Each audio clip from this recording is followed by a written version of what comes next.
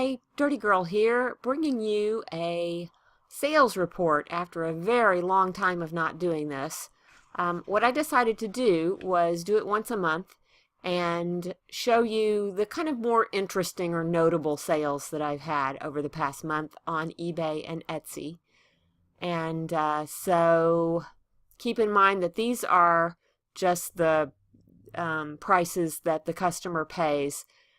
Does not include any fees that I pay to Etsy and eBay. And also the buyers almost always pay shipping on my things. I don't do free shipping very often.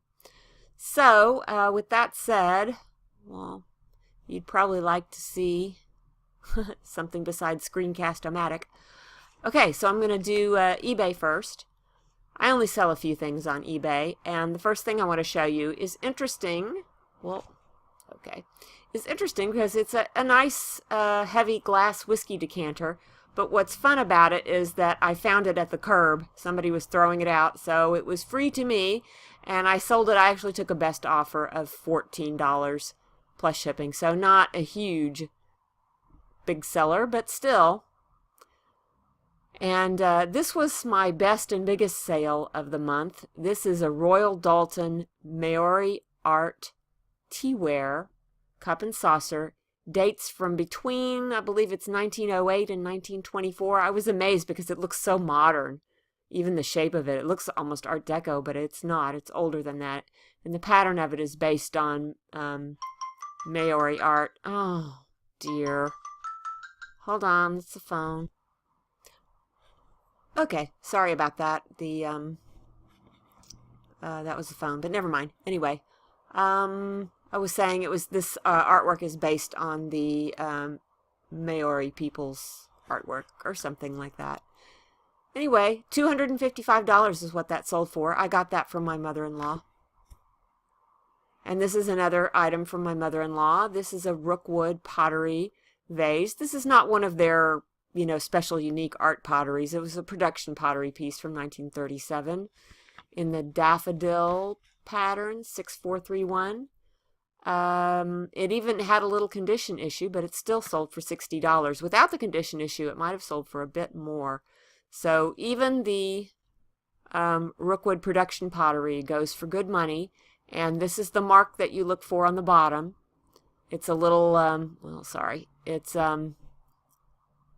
the RP, come on, don't do that. There we go.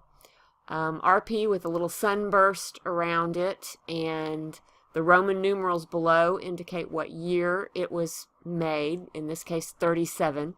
If it's before 1900, you can tell the year by the number of flames that are around the letters. So, and you can easily go online and figure out what that code is. Okay, next thing is this little drum, which you might have seen in a haul video recently. I paid $25 for two drums that I didn't know much about. I think they might be Native American. I really didn't know for sure. But anyway, I sold this one for $36, and I sold the other one for $38. So even though I really didn't know what they were, I liked them, and they sold for a decent amount of money. And this is an original pastel piece of artwork that I got from the flea market. I bought a pair of them. I believe I paid $15 for the pair. Is that right? Something like that. Maybe. I don't know. Yeah, I think it was that. Anyway. Well, I wrote it down. I guess I could look. Where'd it go?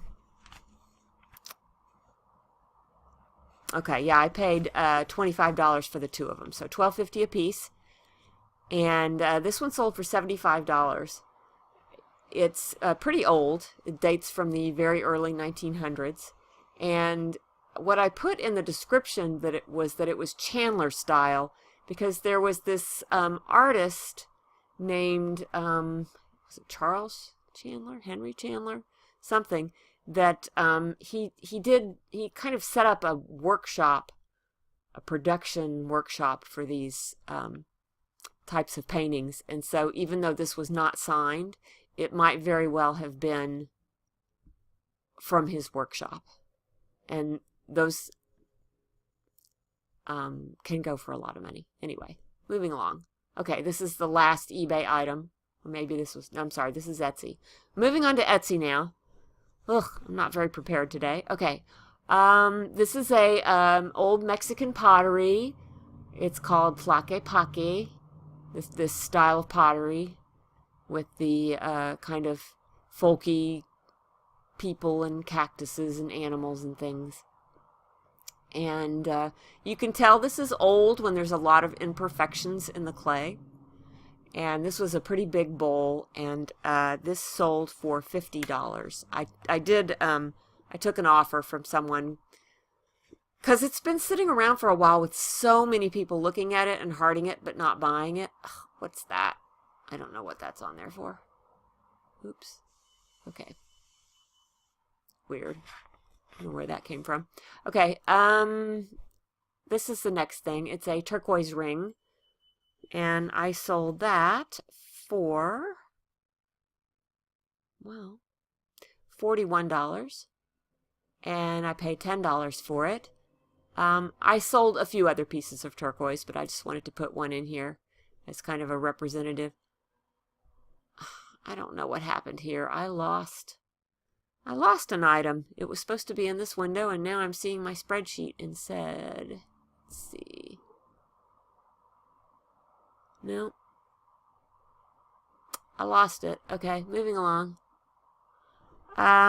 Okay, so I sold this lacquered frame. Obviously, it's Asian. It's got inlaid bamboo and a stork and a butterfly.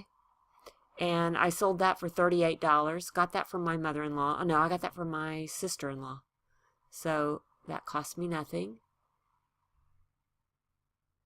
And this is a really pretty antique beaded handbag that I paid $12.50 for at the flea market. And I sold that for, I'm sorry, that's not right. I paid $17 for it, and I sold it for $125.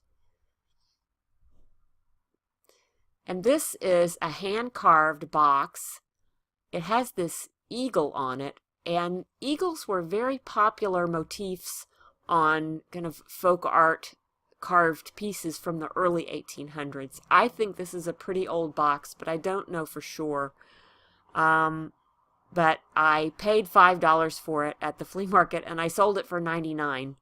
And it's possible that it's worth a lot more than that, because I see these things in the Maine Antiques Digest, these kind of folky hand-carved things from the early 1800s will sell for hundreds of dollars sometimes. But I wasn't able to really recognize where it came from or anything. So anyway, it was a good profit. So I'm happy. And this is a little stiff stuffed dog, a little tiny thing. It's only 5 inches long.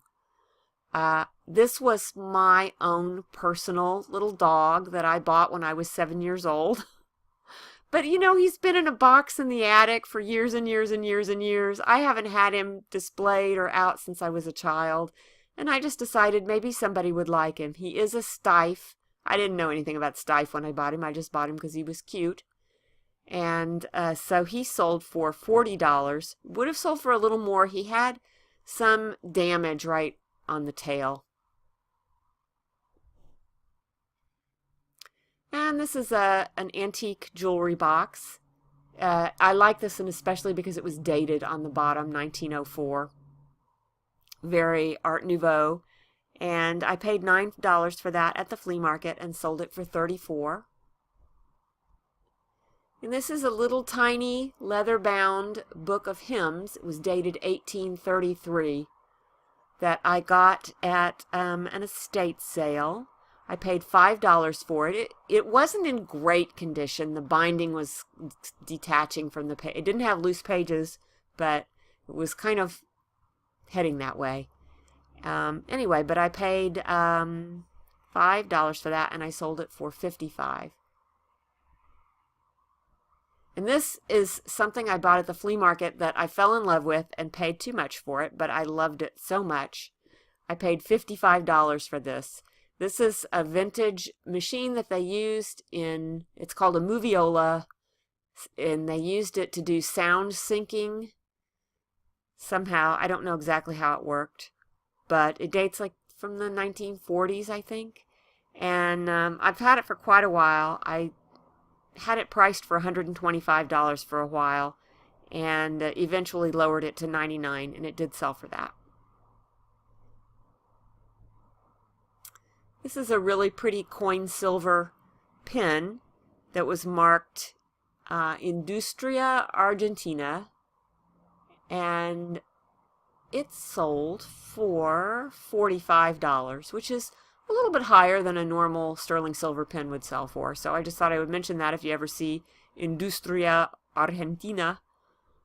I don't know if I say that right. Probably Argentina. Yeah, it's a good thing to pick up. And the same with these earrings.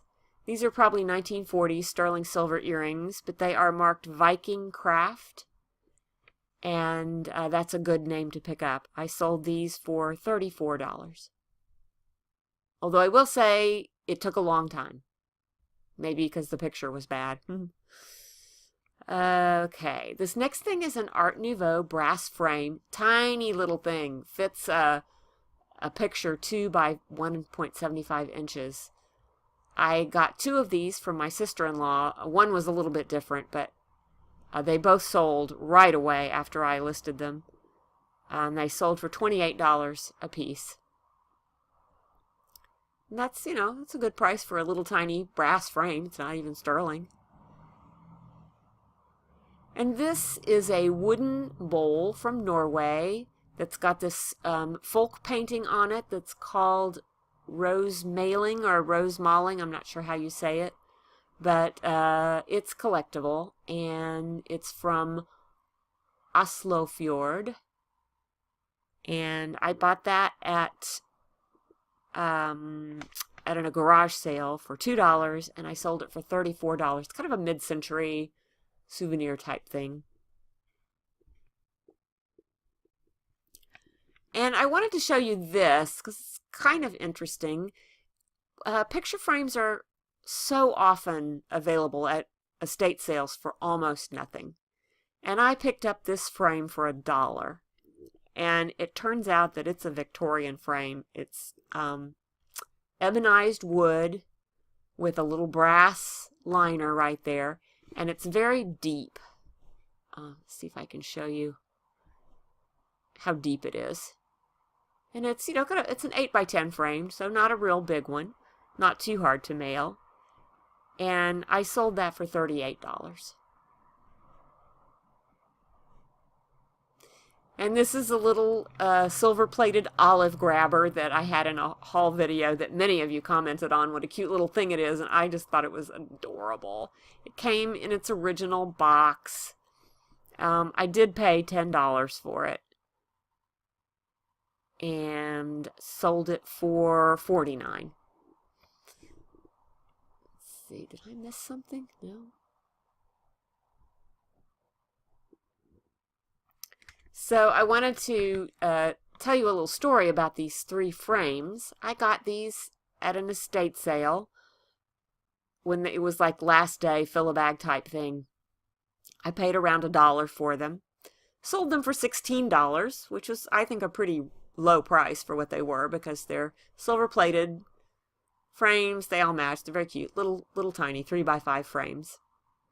So I went to pull them out of inventory, and one of them was just completely oxidized, like horrible, horrible green oxidation all over it.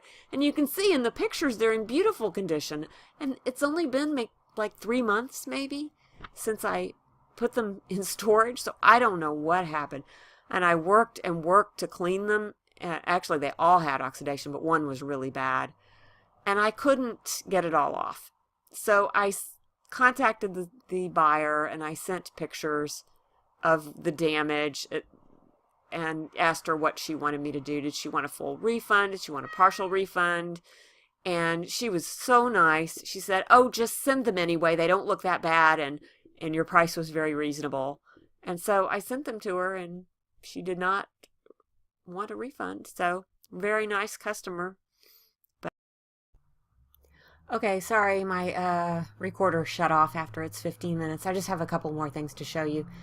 This is a 1920s Art Deco brooch. I thought that it was silver, but when I looked closer, it turned out to be 14 karat white gold. And that sold for, where'd it go? $225. I wish I could say that I, cleverly snatched this up for some great bargain price, but it came from my mother-in-law. And one more thing. This is a pocket watch case only. It's sterling silver, but I just wanted to show it here because of how absolutely stunning the silver work is on this. It's just so beautiful. It's Art Nouveau, and I sold that. I paid $15 for it, even though there's no watch. It's just the case. And I sold it for $55.